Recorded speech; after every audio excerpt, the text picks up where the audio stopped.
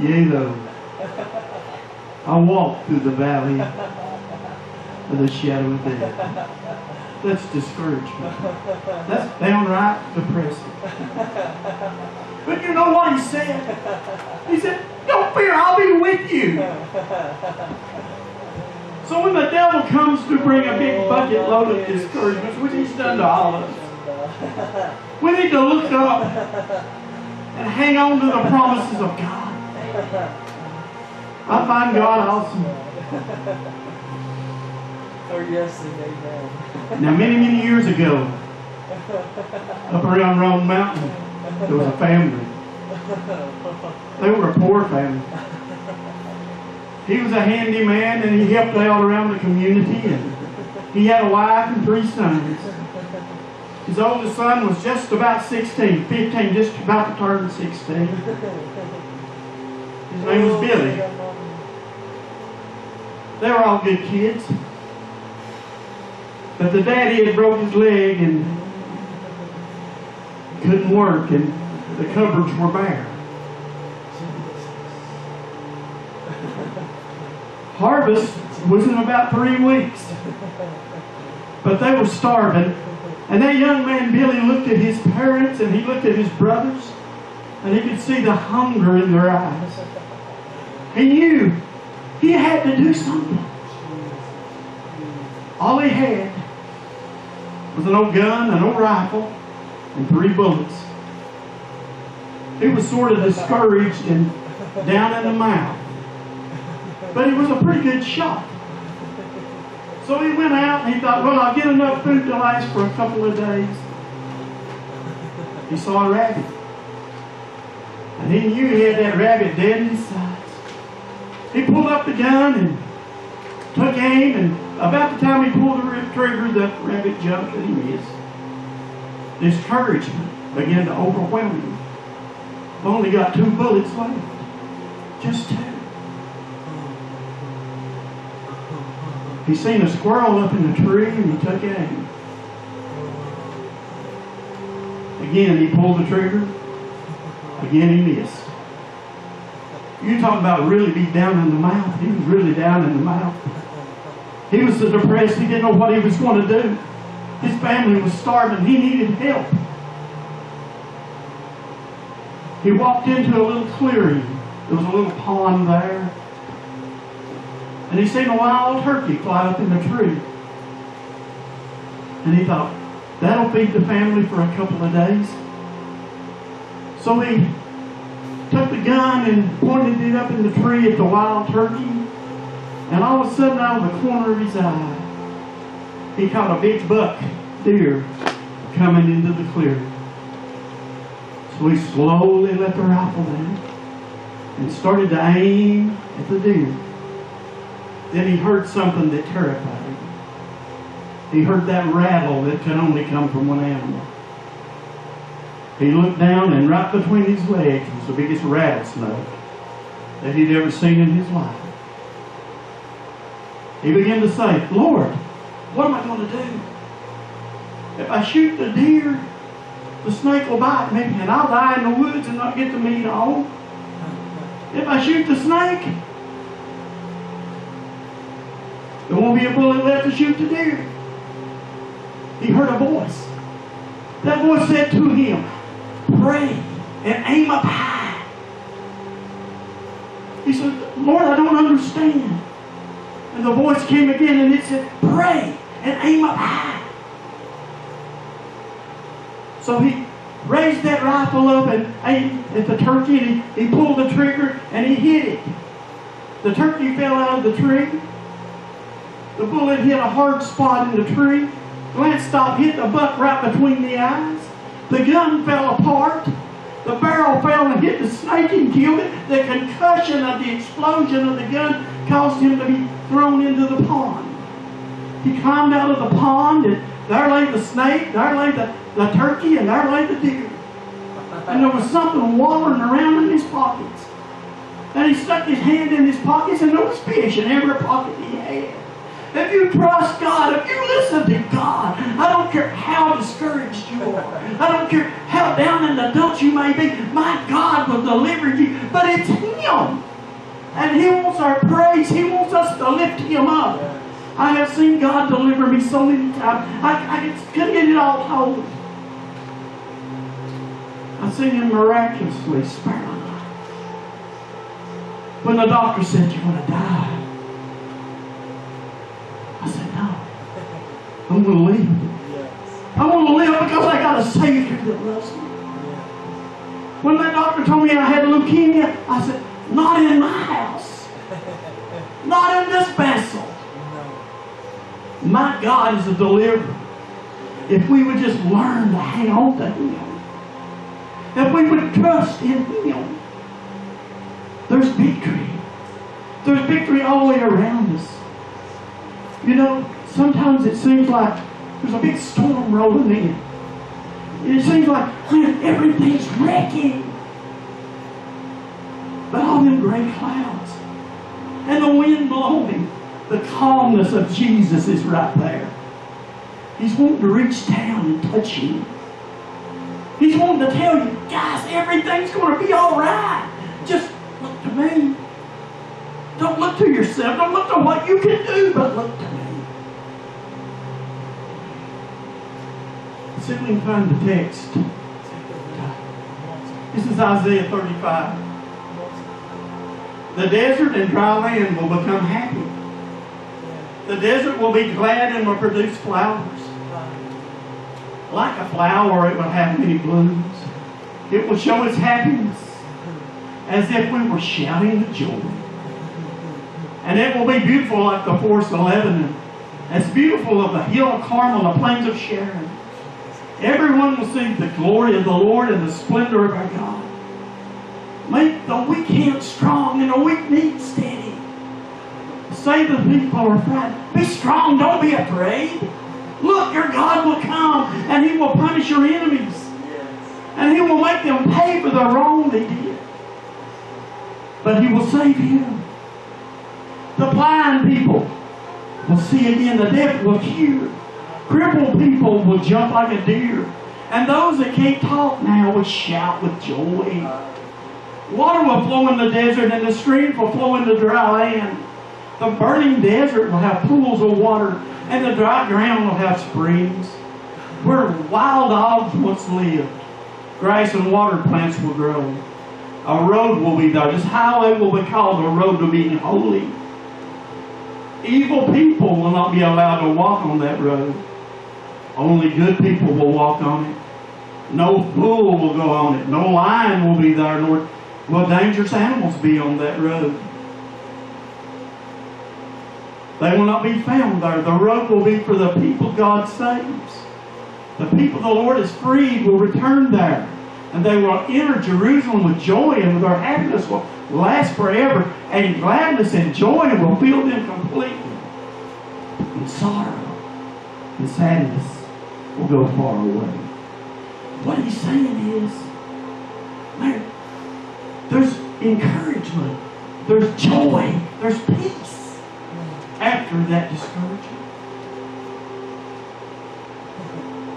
My God is just awesome. I want to talk to you just a little bit about Joseph.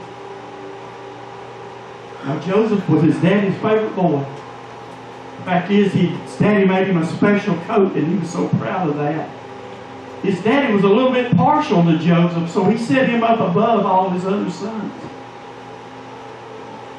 And that caused division, hurt, and hatred in his brothers. One day, Joseph was sent out by his dad to check on his brothers, and they took the coat off of him, and they threw him in a pit. Let me tell you something, when you're in a pit, you're discouraged. When it's cold, wet, and damp, and you're down in the middle of a hole, and you barely see light up above you, it's discouraging. After a while, they threw a rope down to him to bring him up, and he thought, well, maybe they're coming to their senses. But no, they were going to sell him into slavery. So they put chains on him, and began to jerk him all the way to Egypt. You're talking about discouragement. Had to be discouraged, Egypt. He had to be. But he was trusting. He was still trusting God. When he got into Egypt and he went on the slave auction, man, they was prodding his body everywhere, looking at his teeth, feeling of his muscles, feeling of him, saying how strong he was. He felt like an animal. He was discouraged. He was hurting. They sold him to a man named Potiphar. Potiphar took him to his house. Noticed that God was blessing everything that Joseph did. So he said, I'll set you over my whole house. Everything that I own, you can have, except my wife. Can't have her. Joseph thought, good. I don't want her. But she had other ideas. So she began to try to seduce Joseph. And Joseph said, no, I will not dishonor Potiphar. I will not dishonor myself. I will not dishonor God. No. She became angry, grabbed his clothing and accused him of raping her. He was thrown into prison for 13 long years. That can be pretty depressing. Knowing you've not done anything wrong. In this whole circumstance, he's not done one thing wrong. But he's in prison for 13 years. But one day, Pharaoh had a couple of dreams. And nobody could tell him what the dreams meant. Oh, but somebody remembered Joseph down in the prison. There's a man down there in the prison that can tell you what your dream means. So they got him and he came and he told Pharaoh what the dream was, and he set him up second in command of all of Egypt. There's encouragement after discouragement if you hang on to God. There's great joy after discouragement if you hang on to God. Down in the land of Egypt some years later, there was a prince. Now this was a prince in the land of Egypt. Sort of spoiled. Sort of used to the finer things. He thought, wow, man, I'm an Egyptian. Everything's going good in my life.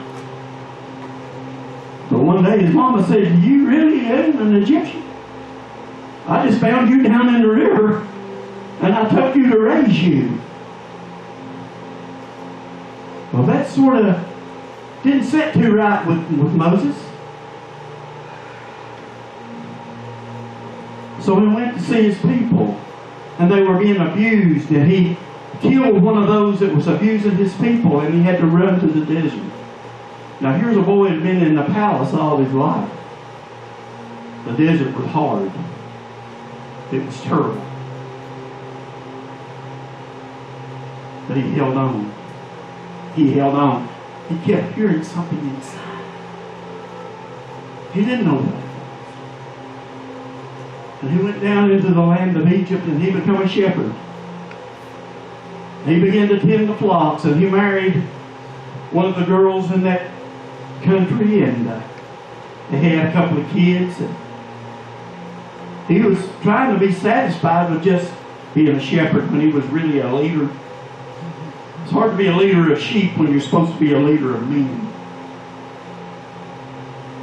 But one day he was on the backside of the mountain and he saw a bush that wouldn't burn up. He went to see it, and God spoke to him. He said, I'm the God of your forefathers. I want you to go into Egypt and tell Pharaoh, let my people go. He was discouraged. He didn't want to go. He said, I got a price on my head back in Egypt. But God said, go, and he went. That was his first encounter with God. And I honestly believe with all my heart that Moses got on fire right there. When that burning bush was there, I believe he caught that fire. And he went and he told Pharaoh, God said, let my people go. And Pharaoh said, you got time to do this? I'm going to make you do more, as many tricks as you did before. We're not giving you the straw. All the people got mad at him. He was discouraged.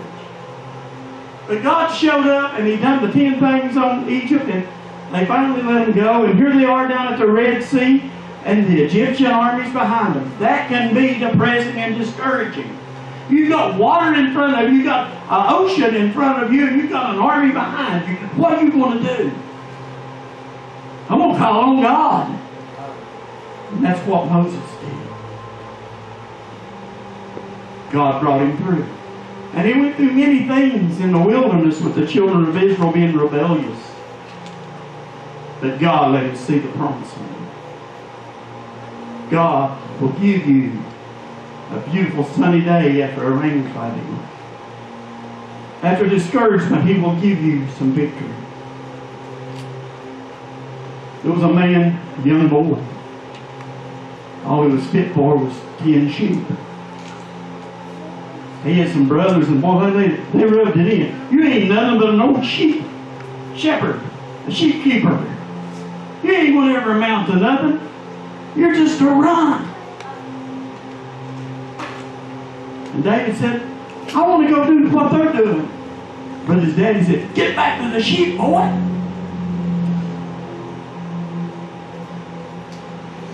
One day a war broke out between the Philistines and the Israelites. His brothers went to war. David's still keeping the sheep.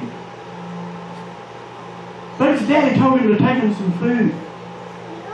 And he did. Now you got to understand, David is being discouraged because he don't want to sit down and watch him sheep all the time. So when he goes, there's a giant down there challenging everybody, and everybody's afraid. But David had the fire of God down in his heart. He wasn't going to be discouraged. He said, I'll kill that giant. And he did. So the king let him marry his daughter and put him in leadership in the army. Things was going good for David. Until the women started singing about him. They said, Saul has killed his thousands, but David's killed his 10,000. Jealousy moved in Saul. And he tried to kill him. So David is running for his life. He's sleeping down in holes and pits and caves. That can be discouraging. That can be just pure out depressing. But one day, he was running for his life, and the next day, he was the king of Israel. You see, that's the way God works.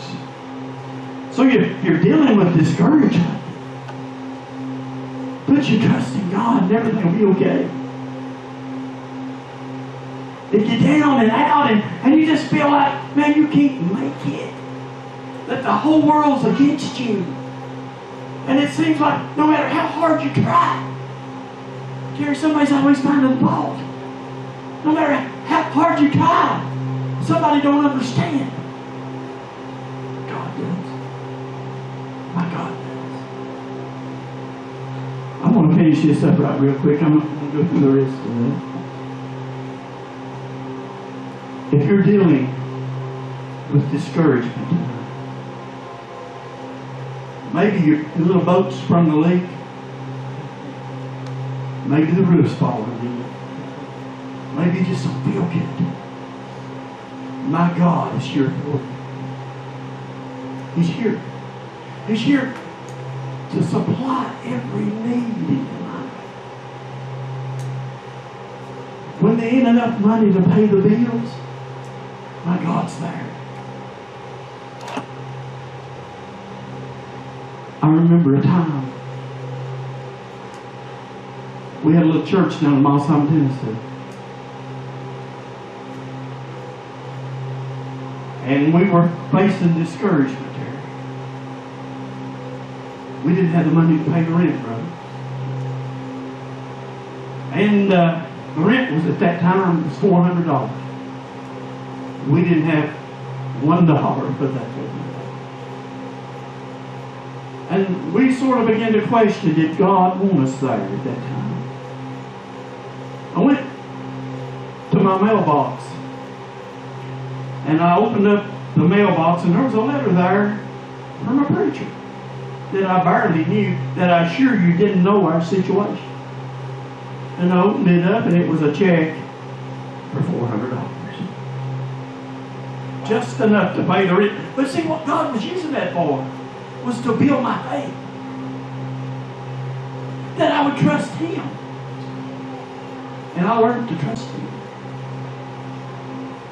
Many, many years ago, I was in the military. And military didn't pay much then. And I had this old, about the color, a little bit lighter than your shirt, jacket. It's a jacket that I wore. Well, I hardly ever wore it, but I hung it in the closet. And every time when we'd run out of money, I could go to that closet. I could go to that jacket, and there'd be a $20 bill in there. It was every time. Not just once or twice. Every time I had a need.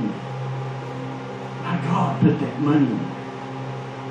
Why? Because I trusted Him. He can do anything for me. I've been laying in the hospital and they expected me to die. I was losing blood and they was losing it faster than they could get it in me.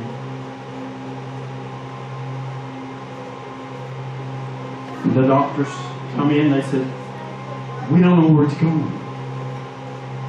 And the nurses would come in and they'd pray and they'd say, we hope you make it. But I could see in their eyes there was no hope. I got the Word out and I read the Word. This was on Saturday night. Early Sunday morning. I got to feeling good. I said, Doc, I'm ready to go home. He said, you can't go home. I said, get that nurse up here and check my blood. She did. It was okay. It's quick. I went that Sunday. I didn't go home. I went to church and preached. Because my God is an awesome God. If my God cares enough about me to heal me, I will stand for Him. If He cares enough for me, I want to do all I can. Are you discouraged tonight? Is there something bothering you? I'd like to pray with anybody that's got a problem. My God can take care of all your problems. I've seen Him do it. I've seen Him open deaf ears. I've seen Him open blinded eyes. Does God still do that? Yeah. He does. He does. He's fully able to do all things. Does anybody have a need tonight? Anybody need anything?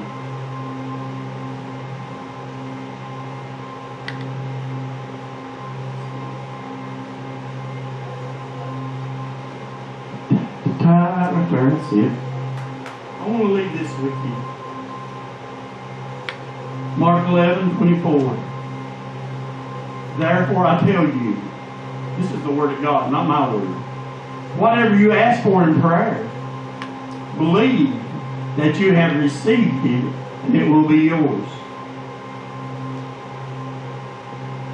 And when you stand praying, if you hold anything against anyone, forgive them, so that your Father in heaven may forgive you of your sins.